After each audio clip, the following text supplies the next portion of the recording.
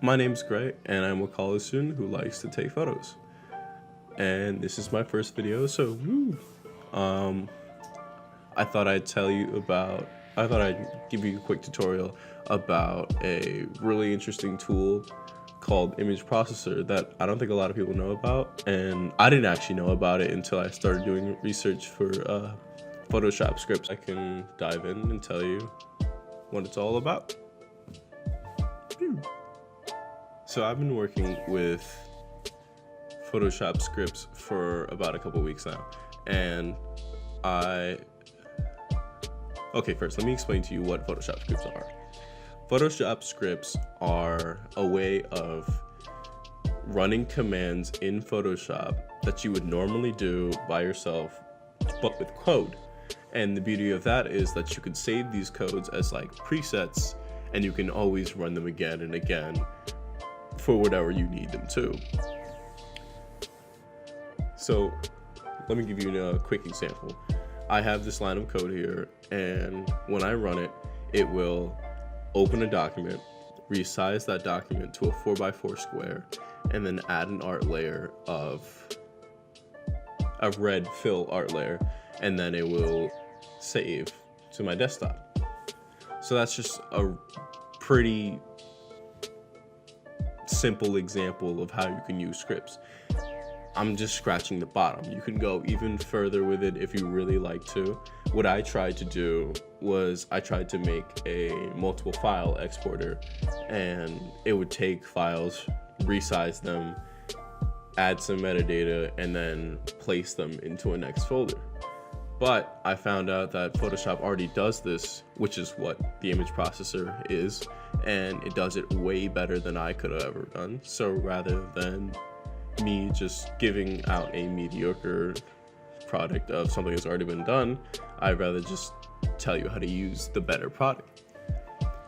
So let's get right into it. I'm gonna give you a real life scenario on how you would use the image processor. So let's do it. Okay, so here I have this folder full of HDR exposures, and they're all raw files. They're all 14-bit large files that you shouldn't be sending over the internet or posting at all, because one, they're raw, nobody can see them, two, they're just too big for browsers to handle. It'll slow everything down. So let's just say that I have a client or an employer or an editor, or I just want to post these. And what would I do to get them converted to a small size JPEG? Well, sure, I could just highlight them all, drag them into Photoshop, and just separately convert them all to JPEG and resize them one by one, but that would take forever.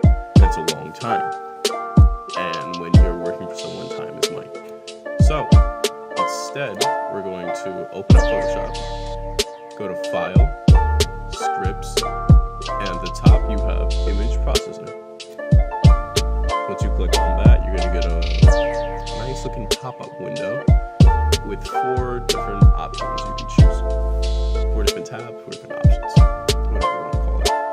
So for our first one, it says select the image to process. So we're going to click on the folder of HDRs that we have that are on my desktop.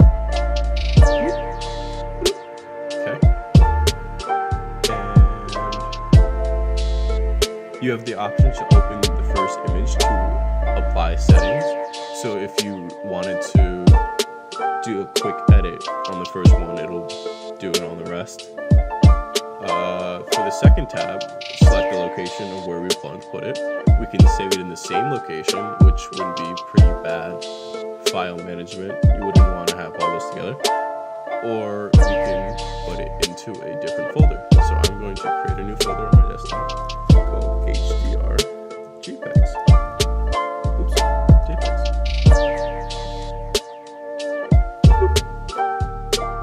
So now, here comes the really cool part. We have 3 different options for our file type. We have to save it as a JPEG, save it as a PSD, or save it as a TIFF. And that's all cool, but the really cool thing about this is that you can save multiple types at the same time. Now, if you have the time and the processing power, you could save all of these files as different file types. But to save time and complexity, we are going to just save them as JPEGs. So I have the quality set to 6, which is a pretty good quality and middle quality, because I guess the highest you want to go is about 12. But for sending these just for review or for just a post on your website, quality 6 would do you well. And then we're going to, next thing we're going to do is resize them. So we're going to set our width to 1920 and our height by 1080. And make sure that you have, 1920 by 1080.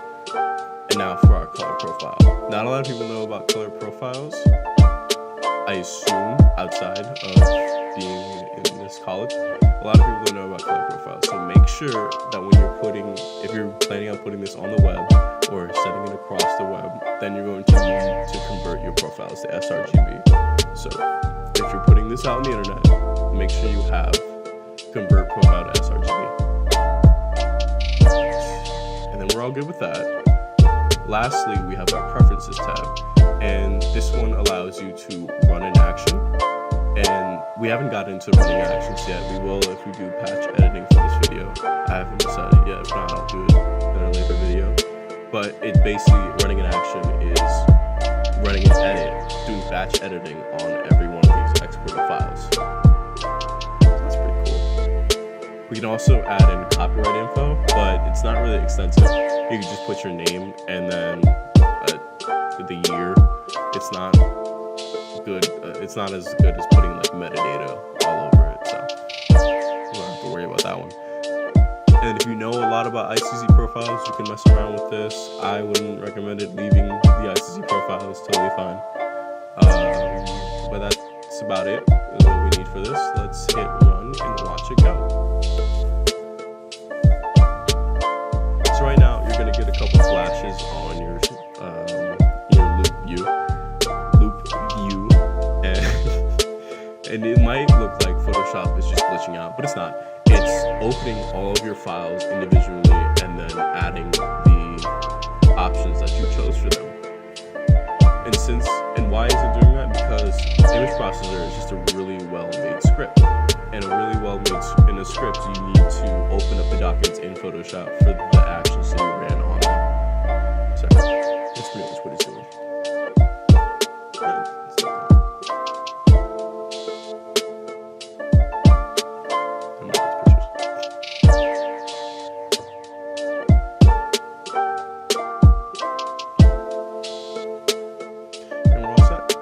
So let's go to our desktop and check out the folder that we put in. So it's gonna always, depending on what file size, it's always gonna make file type.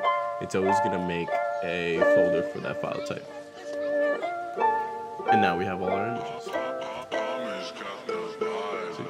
And to check that they were actually converted, we can go to Get Info, and we see that it's a JPEG image.